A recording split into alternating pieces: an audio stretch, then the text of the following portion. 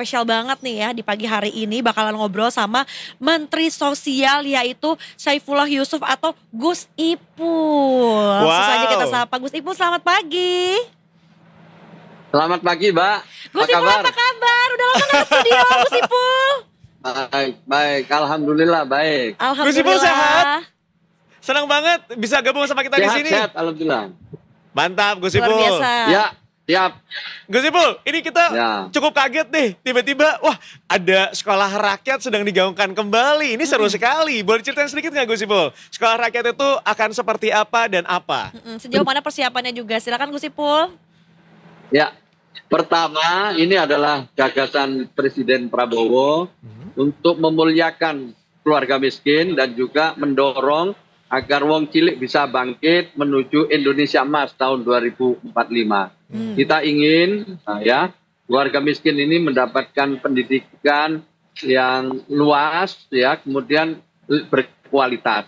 Maka itulah secara khusus Presiden mendedikasikan sekolah rakyat ini untuk mereka yang berada di desil 1 atau mereka yang katakanlah paling bawah, miskin ekstrim kalau dalam bahasa statistik itu.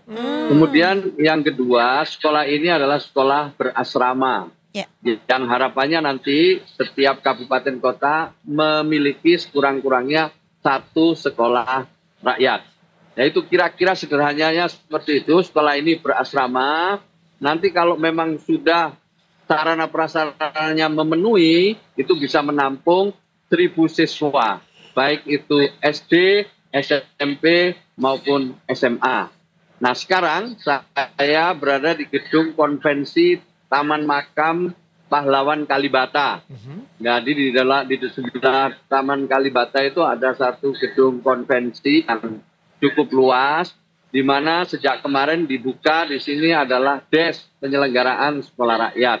Di belakang saya ada Wakil Menteri Sosial Pak Agus Japu, ada juga Pak Dirjen Rehabilitasi Sosial dan Pak Sekjen Kementerian Sosial yang bersama-sama dengan tim dari berbagai kementerian, lembaga terkait itu bertemu dengan perwakilan dari provinsi, wali kota dan juga bupati untuk memberikan informasi, sosialisasi dan mendiskusikan tentang hal-hal yang perlu dipersiapkan dalam rangka penyelenggaraan sekolah rakyat, di mana sesuai arahan Presiden akan kita mulai di tahun ini, tahun ajaran 2025-2026, sekurang-kurangnya di 53 titik.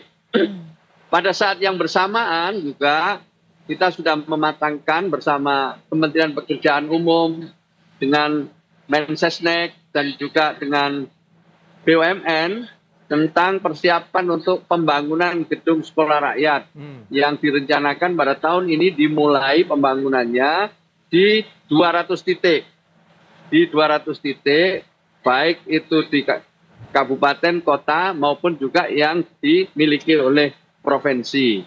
Harapannya tahun depan 200 sekolah itu bisa selesai dan dimulai proses pembelajarannya tahun ajaran 2026-2027. Wow. Nah, sekali lagi ya keren ya. Keren banget, Gus Ipul. Gus. Ya. Ya, Gus, tapi penasaran nih, tadi kan udah di-spill juga ya kalau kata anak zaman sekarang akan ada berapa banyak peserta didiknya gitu.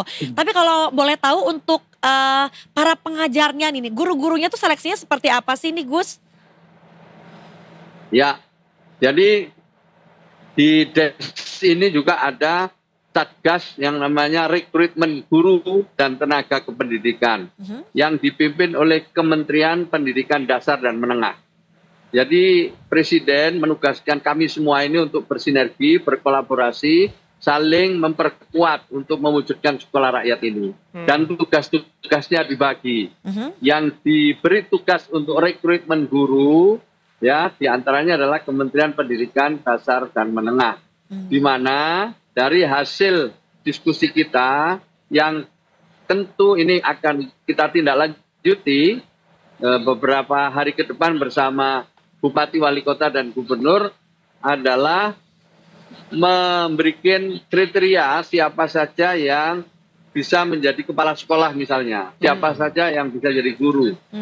Nah, yang pertama-tama ini sudah disepakati siapa saja yang menjadi kepala sekolah misalnya. Ya, pertama-tama mereka diupayakan PNS atau bagian dari ASN. ASN itu ada dua, ada PNS dan ada P3K. Jadi yang pertama adalah PNS dulu. Yang kedua itu adalah nanti P3K penuh.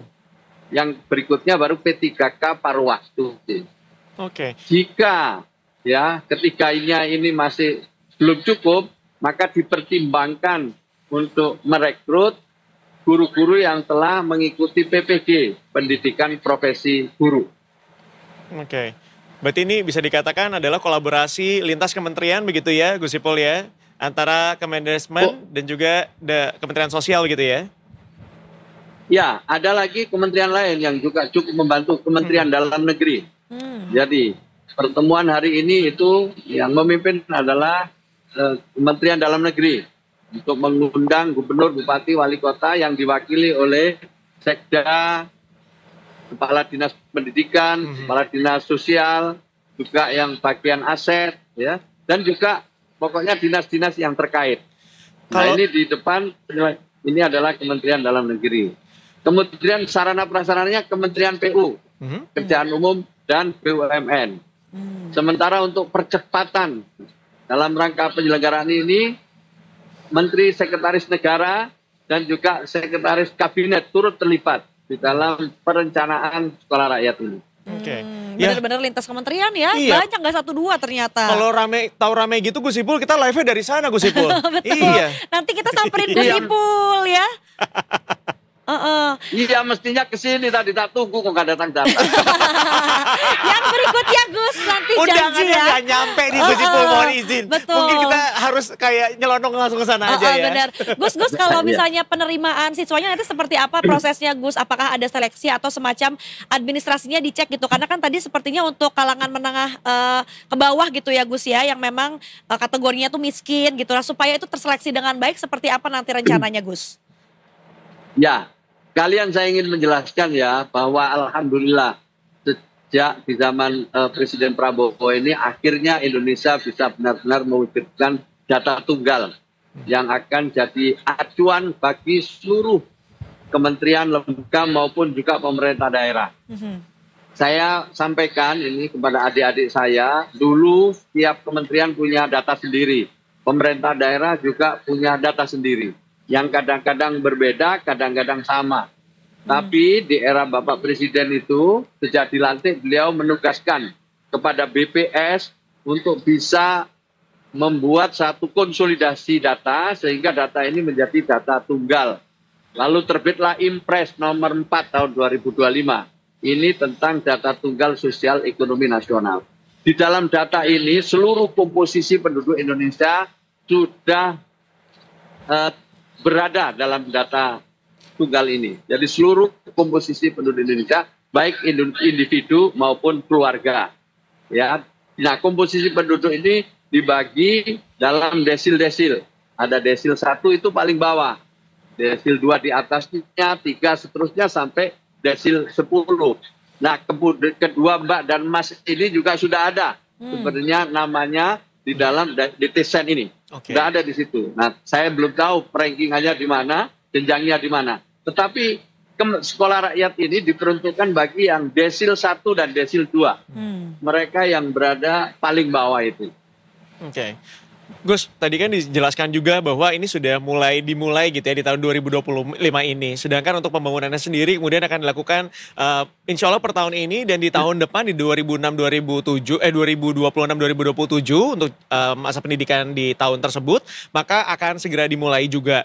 Nah, penasaran nih Gus Ipul, berarti sebenarnya di tahun ini apakah memang sudah mulai dilakukan gitu ya pendidikan ini dari sekolah rakyatnya paralel sambil melakukan pembangunan, atau memang menyelesaikan semua pembangunannya dulu sampai selesai baru akan dimulai penerimaan ajaran barunya di tahun 2026-2027-nya nih Gus Ipul? Jadi paralel. Oh, paralel. Ada 2. Satu yang membangun baru, satu adalah revitalisasi gedung-gedung yang ada yang bisa digunakan untuk memulai proses pembelajaran. Wah, luar biasa. Nah, Yang kedua ini menggunakan mayoritas memang gedung-gedung Kementerian Sosial.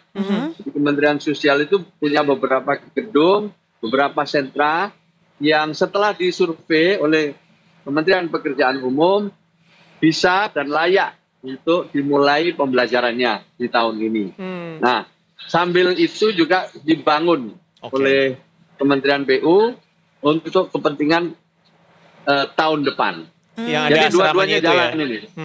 Ya, dua-duanya jalan dan ini berasrama. Iya. Oh, berarti nanti ada tuh ya Gus yang anak-anak ini udah sekolah di kantor-kantor kementerian gitu ya, karena mungkin memanfaatkan gedung-gedung yang bisa direvitalisasi dengan cepat dan bisa langsung digunakan gitu ya Gus ya?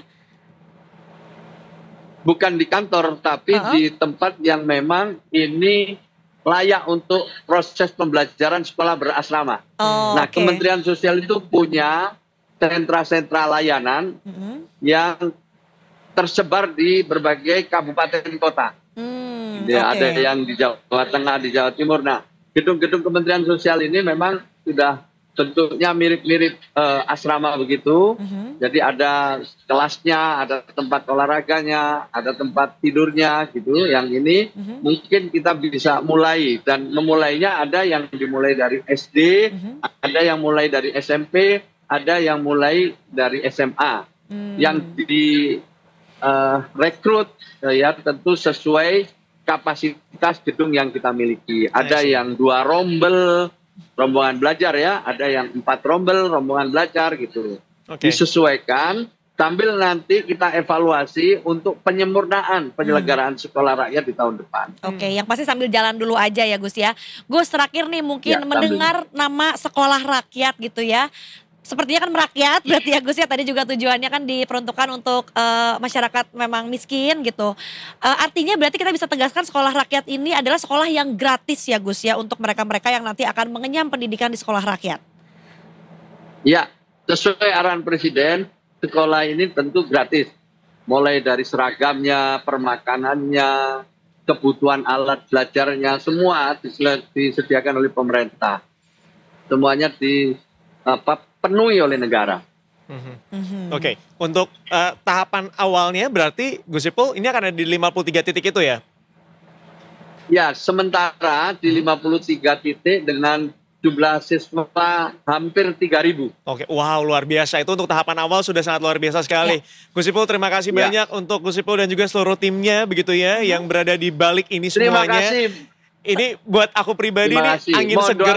Ya. Pastinya. Pasti ya. Dan kita akan gembar-gemborkan selalu ya, karena di sini kita melihat ada harapan bahwa nanti pendidikan di Indonesia akan merata begitu ya, karena semuanya bisa mendapatkan pendidikan dengan gratis, dan juga tadi sepertinya kualitasnya juga luar biasa gitu disediakan dari sekolah rakyat ini. Karena bagaimanapun memang anak-anak yang saat ini sedang mengenyam pendidikan akan menjadi penerus untuk bangsa Indonesia, akan menjadi pemimpin juga di masa akan datang. Maka mudah-mudahan nih mendapatkan banyak sekali ilmu yang bisa mereka dapatkan dari sekolah rakyat ini. Gus Ipul, terima kasih banyak sudah hadir bersama kami di sini dan juga sudah membagi, men-sharing tentang sekolah rakyatnya. Mudah-mudahan sukses dan juga semuanya dilancarkan. Amin. Selamat berjumpa, sampai jumpa kembali Gus Ipul dan juga seluruh bapak-bapak yang hadir juga bersama Gus Ipul ya.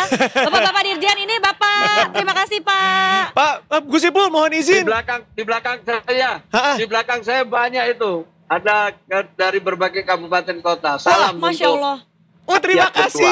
Iya, salam ya Gus ya dari Detik Pagi. Mohon maaf Gus Ipul, tapi kalau misalnya semuanya ada di sana dibawa ke sini nggak akan muat studio kita. Gus Ipulnya aja main ke sini kapan-kapan gimana? Insya Allah siap. Ya. Gus Ipul, terima kasih. Gus Ipul belum studio baru kami nih. Nanti terakhir masih studio lama, nanti disurprisein di sini ya. Thank you Gus. Terima kasih Gus Ipul. Terus. Sehat-sehat terus. Mari. Untuk Untuk wakilnya juga, untuk dirjennya juga di belakang tadi ya. Terima kasih banyak.